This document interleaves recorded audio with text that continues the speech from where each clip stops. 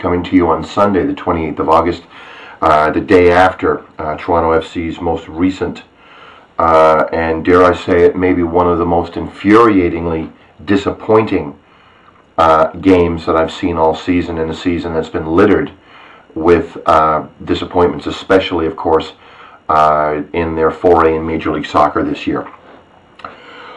I'm not in my usual perch last night. I'm not in the first couple of rows of Section 113. I'm actually up in the back of Section 113, high above where I usually am. So I had a bit of a different perspective on the game. And I remember standing next to a couple that I've never met before that were relatively newcomers to TFC. I think it was their first game of the season, and we were just chit-chatting back and forth. And I remember looking at them and saying, hey, you see that guy Wondolowski? He scored a hat trick against us last year. They need to man-mark that guy in the last couple of minutes and try to make sure that, you know, he doesn't get one back for San Jose. I wish to God I hadn't said a damn thing, because that's exactly what happened. A draw snatched from the jaws of victory again last night.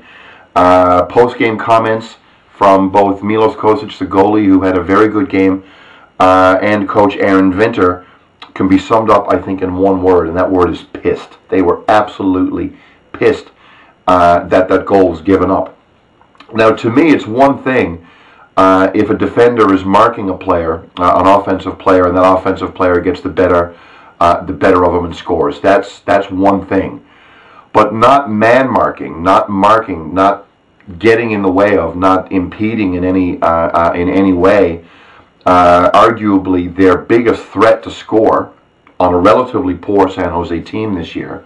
A guy that scored 3 times in his last visit to Toronto. That was the infamous cut me a check game from Dero last September. You would think that they would have 2 or 3 guys on him in the last couple of minutes as they tried to professionally close out that game and secure the 3 points and give their fans something to hold on to for the international break that starts today as well, which sees TFC not play a competitive match, and this time in Columbus, speaking of shit shows, Columbus, pardon my language, in 13 days' time, and I'll get to that in a moment as well. There was a real chorus of boos. I don't think they were angry boos. I think they were frustrated boos coming from a pretty wide section of the South End last night as the referee, Paul Ganter, blew his whistle and saw that, of course, victory snatched away from the Reds. And one of the really shameful things about it as well is that when people look back at that game and maybe look back at it within the context of the season, some of the performances that some individual Toronto FC players actually had in that game are going to be overlooked. They're going to be forgotten. I thought Eckersley played well. I thought Andy Iro had his best game in TFC Red last night. Eric Avila scored his first goal in TFC Red in the 33rd minute.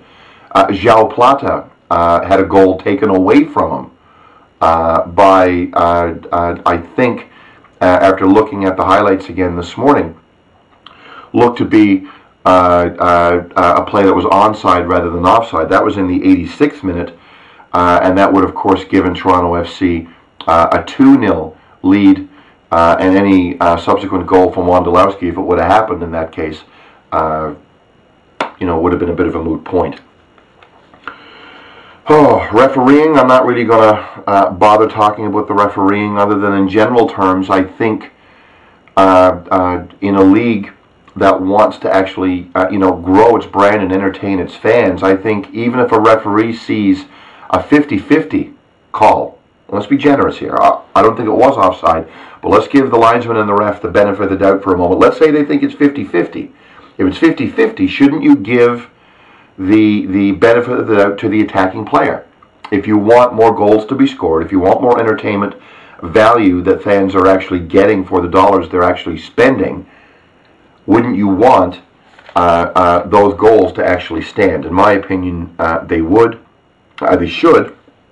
In this case, unfortunately, the referee, Mr. Ganter, actually disagreed with me. That was the 14th time, by the way, that we've seen that referee in all competitions for TFC. And I'm as unimpressed now as I was then, frankly.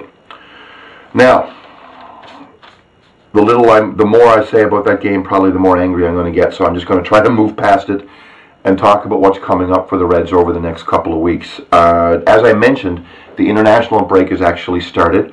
4 TFC players are going to be playing for their countries. Julian de Guzman and Terry Dunfield don't have far to travel. They're going to be playing with TFC, with Canada, I should say, at BMO Field, the National Soccer Stadium, for a couple of Canadian national team World Cup qualifier games. Johnson is going to be playing, of course, for Jamaica, Ryan Johnson, and Javier Martinez has been called up by Curacao, a country from the Caribbean that he originally hails from. I think he's a dual citizen with Curacao and Holland, if I'm not mistaken. So they're going to be all the way on international duty. Everybody else gets a rest. Players like Kouvermans hopefully can come back from injury. Players like Iro can continue the bedding in and hopefully put his real shaky start in TFC Red behind him. And dare I say it, Aaron Vinter and Bob de Klerk can spend some time working on bloody set pieces. That was absolutely infuriating last night to see that goal given up in such a weak, stupid, lazy fashion as it was given up last night. And I'm going to repeat this for emphasis. It's one thing for a defender to be beaten man on man. If the defender is trying and he gets beaten by a nice skillful play or a far higher quality player, I'm not going to be too vexed about that individually. But when I see the best player on the opposing team, the one guy who's got a track record of scoring in the stadium, be unmarked on a throw-in the 88th minute, and TFC gives up 2 points, I think that kind of sums up the season in a nutshell, doesn't it? It's very hard to be positive sometimes with this club, considering how difficult the path has been this year.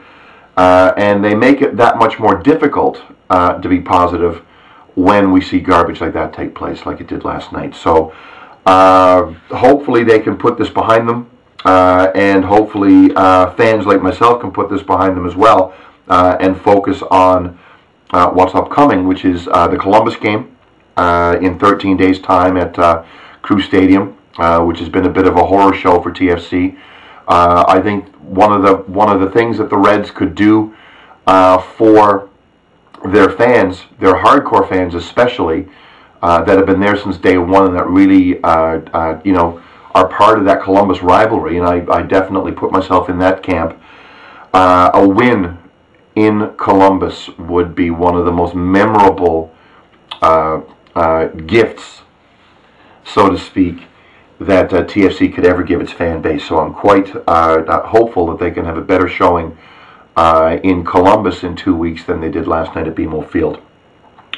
And the other thing, obviously, is the Champions League. Now, you've probably read, if you're on this site right now, you've probably read what I've been talking about over the last couple of weeks when it comes to TFC's journey in the Champions League, and the loss on Thursday of the replayed game against FC Dallas obviously made things more complicated.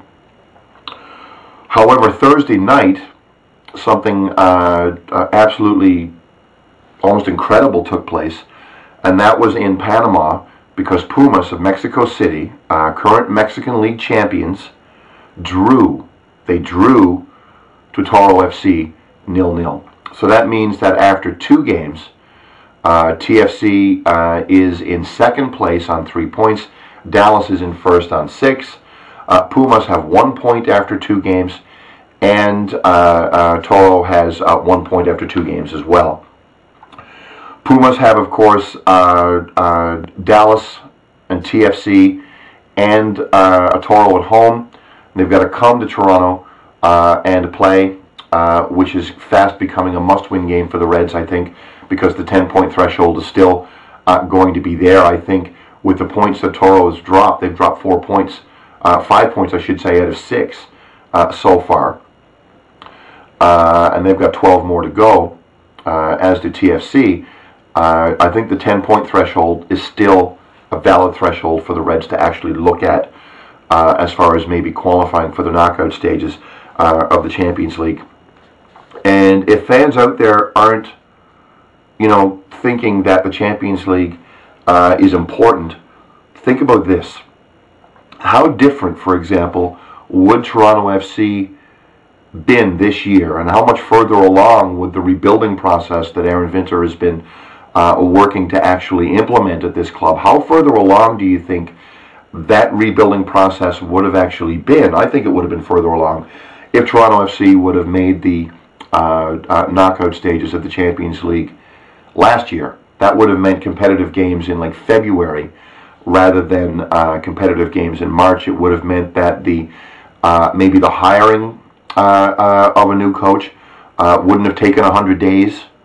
It may have meant that the process of getting new players in the door and getting them bedded in might have been done a little quicker, and the team might have been further along today than they would have been otherwise. And I'm hopeful that if they make the knockout stages this year, having something like big competitive matches to play early in the new year of 2011, long before the MLS season starts, might be just the thing to help sort of kickstart this rebuilding process for the Reds.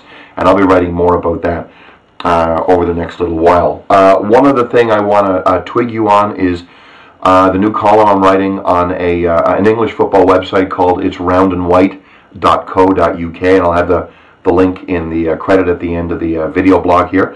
In the next couple of days, I want you to watch out for a piece I'm going to be writing about, and it's geared primarily towards English football fans, but I'm going to be writing a piece about how MLS might be able to work a relegation/promotion system into the way that it actually does business. I've been working to try and flesh out that idea, and I think I'm pretty close to doing it right now. So I'll be putting pen to paper over the next couple of days, and you'll be seeing that probably midweek.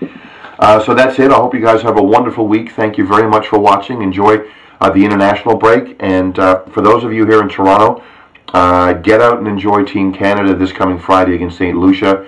Wear your red. Don't be wearing TFC red to the games, though. It's a Canadian day, not a TFC day. And get out and support your country as they start their bid to hopefully qualify for the 2014 World Cup. Thanks very much again for watching. Have a wonderful week, and we'll see you on the blog over the next couple of weeks. And I'll have a video blog up in 2 weeks' time after TFC's next game away in Columbus. Thanks again. Cheers.